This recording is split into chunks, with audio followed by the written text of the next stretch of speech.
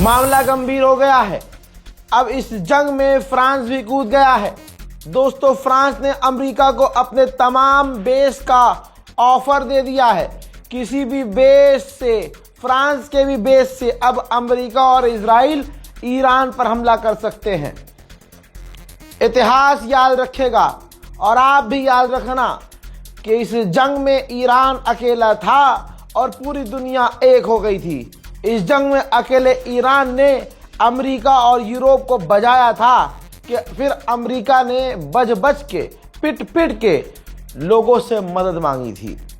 France भी America का साथ देने के लिए जंग में कूदने को तैयार है।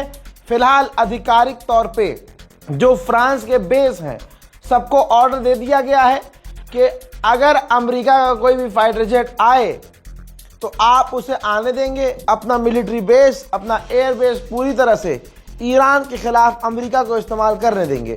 दोस्तों, उधर ईरान ने आधिकारिक तौर पर मना कर दिया है कि हम इधर उधर हमला नहीं कर रहे हैं।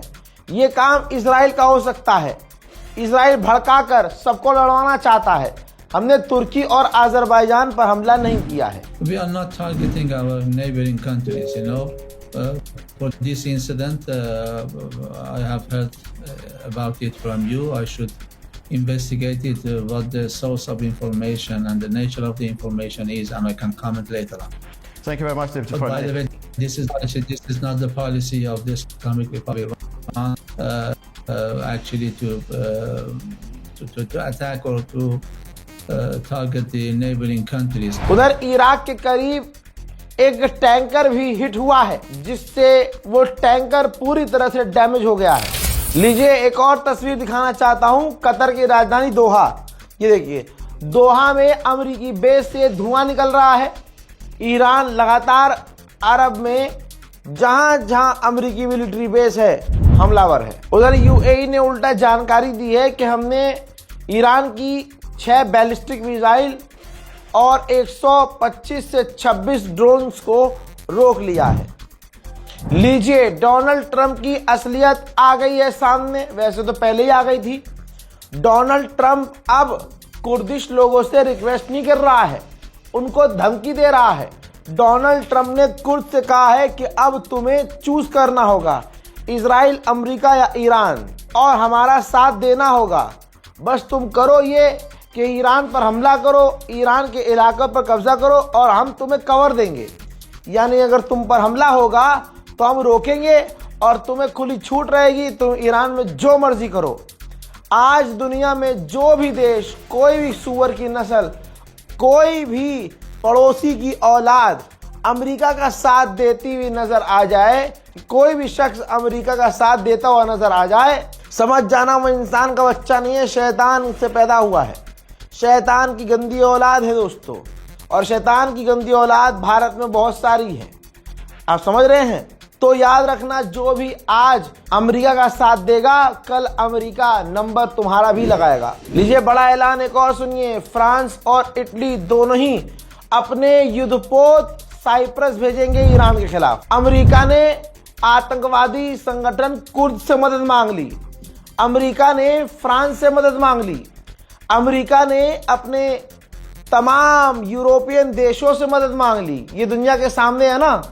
लेकिन उधर एक अकेला जो हैदर का लाल है, उधर एक अकेला जो करबला वाला है हजरात, उसने अभी तक किसी से मदद नहीं मांगी। यहां तक कि उसका दोस्त रशिया का स्टेटमेंट आया है कि ईरान ने अभी रूस से, हमसे कोई मदद नहीं मांगी है। ईरान का जो मिसाइल बेस है करमनशाह में, वो अमेरिका के हमलों से डैमेज हो गया है। नेटो के चीफ ने कहा कि यूरोप के बिना ईरान के अंदर अमेरिका को बहुत प्रॉब्लम होती। इसका मतलब नेटो का चीफ ये कह रहा है कि पूरा यूरोप अमेरिका के साथ है और इस जंग में यूरोप अमेरिका का साथ दे रहा है।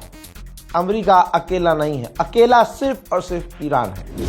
But from my conversations with senior American military and political leaders, it's my absolute sense that they know what they are doing. उधर चाइना ने गैस और गैसोलीन, जी हाँ, और कई तरह के ऐसे पदार्थ, यहाँ तक कि जो ईंधन होता है वो भी एक्सपोर्ट करना बंद कर दिया है, क्योंकि स्ट्रेट ऑफ हॉर्मूज बंद कर दिया है ईरान ने। और सारी दुनिया को गैस तेल की दिक्कत होने वाली है। ऐसे में चाइना अपने गैस तेल को बचाने की कोशिश कर रहा है। जापान की तो वाट लग गई है। जापान की ऑयल रिफाइनरी ने जापान की गवर्नमेंट से कहा है कि आप अपना रिजर्व का तेल खोल दो, हमें तेल इंपोर्ट करने में दिक्कत हो रही है। मैंने 24 घंटे पहले से ही ये इशारा करना शुरू कर दिया था कि ईरान मुश्किल में है।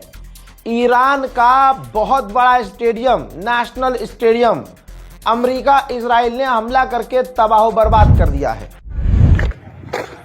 ورزشگاه و استخر انتهای 17 شهریور هدف حمله 3 موشک قرار گرفت.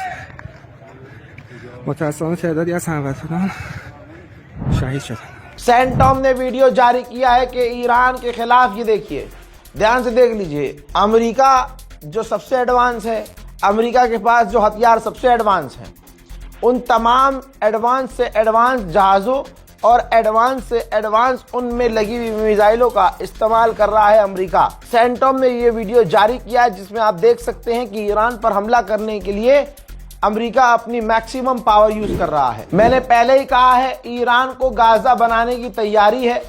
अब जो 160 बच्चियों को हॉस्टल में अमेरिका ने कत्ल किया, चश्मदीद ने बताया कि वहां एक बार हमला नहीं किया, निशाना बनाकर वहां 2 बार हमला किया गया है। बैक टू बैक 2 बार हमला करके 160 से ज्यादा बच्चियों को आज कत्ल कर दिया ईरान के अंदर। और दुनिया में ये अमेरिका और इजराइल इंसानियत का पाठ पढ़ाते हैं। स्पेन का प्रधानमंत्री सामने से अमेरिका को नंगा कर रहा है। स्पेन के प्रधानमंत्री ने कहा ट्रंप से कि डोनाल्ड ट्रंप, सबसे सेफेस्ट रास्ता ये है कि तुम जंग शुरू मत करो। सऊदी अरबिया पर्शियन गल्फ से नहीं बल्कि लाल सागर से तेल निकाल रहा है ताकि दुनिया को तेल की कमी ना हो और दूसरे इलाके से तेल निकालकर दुनिया को तेल प्रोवाइड करता रहे सऊदी अरब। बहुत सारी जानकारी आ रही है, शेयर कीजिए ये, जब तक देखिए, उसके बाद हम दूसरा अपडेट लेके आ रहे हैं। जय हिंद।